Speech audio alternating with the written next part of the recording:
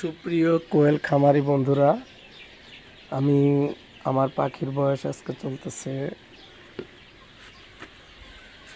14 দিন। এই 14 দিন পাখির বয়স। এই যে আমি আজকে এই পাখিগুলোকে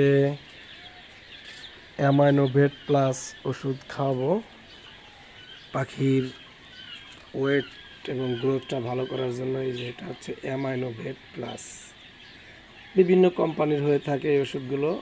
তা আমি বিশেষ করে পপুলারের অ্যামাইনোভেট প্লাস ওষুধটা আমি খাওয়াই।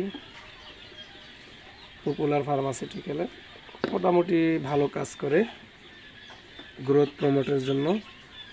আপনারা এই ওষুধটা খাওয়াইতে পারেন। 1 লিটার পানিতে আমি 1 গ্রাম করে 1 মিলি করে ওষুধ দিই।